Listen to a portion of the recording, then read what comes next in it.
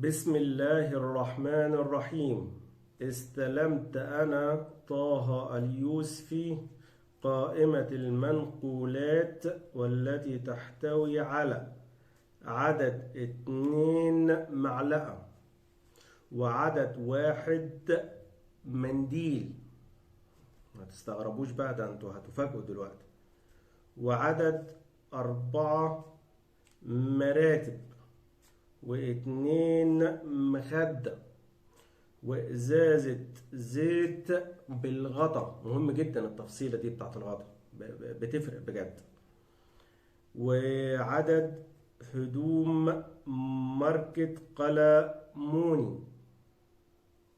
طبعا دماغك اللي هو اخلص يا عم، انت مستلم حاجة من العصر الحجري؟ لا، مش من العصر الحجري قوي، دي تفاصيل أقدم قائمة المنقولات اللي هي القايمة اللي بنمضي عليها دلوقتي. أتاري من زمان بيتمضي عليها، بس لها حكاية من 1160 سنة. عايز تعرف حكايتها بالمصريين وعلاقتها ايه بينا احنا؟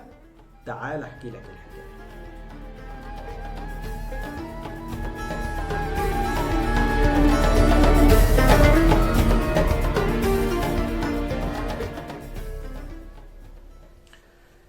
قائمة المنقولات اللي انت بتمضي عليها كعريس لها تفصيلة، ومن زمان، مش اختراع كوتش زي ما بيقولوا. لا، الحكاية بدأت من 1160 سنة ميلاديا، ودي تفصيلة أقدم وثيقة قائمة منقولات موجودة في المعبد اليهودي اللي هو موجود في القاهرة. داخل غرفة المكتبة هتلاقوا الصورة دي فيها التفصيلة اللي أنا قلتها، وفيها تفصيلات تانية كمان بتدل على إن الحقوق هنا مكتوبة بالنسبة للعروسة.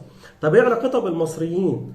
كان في القرن ال 12 الميلادي ظاهرة كده، ومع بعض الرجال المصريين بيتجوز أكتر من واحدة، منهم واحدة يهودية، لكن هو ما كانش بيميل إن هو يخلف من اليهودية، عايز يخلف أولاده من المسلمة.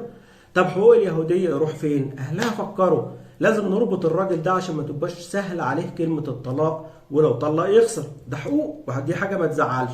فافتكسوا، وكانت بداية علاقة الجواز بقائمة المنقولات، ومنها تفصيلة قائمة المنقولات اللي أنا حكيت لك تفصيلتها في أول الفيديو.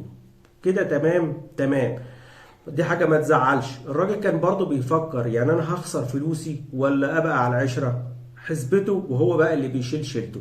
في تفصيلة تانية دي من زمان، كان من حوالي 231 قبل الميلاد، في عقد جواز، وده أقدم عقد جواز موجود على جدران المعابد المصرية، كان بين إمحوتب وتاحتار. اتعهد فيها الزوج إن هو يدي مراته نفقة أو فلوس ومصاريف في خلال 30 يوم من الانفصال، مع الاحتفاظ بكامل أساساتها وحقوقها. فدي عادة فرعونية موجودة، وده علاقة قائمة المنقولات أو القايمة بالمصريين. عرفت؟ امتى وانت ساكت حقوق الناس ما بتضحش. بس انت كل ده اللي انا قلته كوم، وجاي في دماغك حاجة مهمة جدا، وبالذات الأمهات. انت يعني ما فين النيش ايه بس يا حاجة؟ ده انا بكلمك على حاجة تاريخ ومن زمان، وبقول لك روح بص بعينك. معلقتين تقولي لي نيش؟ يعني هدوان السر مش بالنيش، ما تطفشنيش.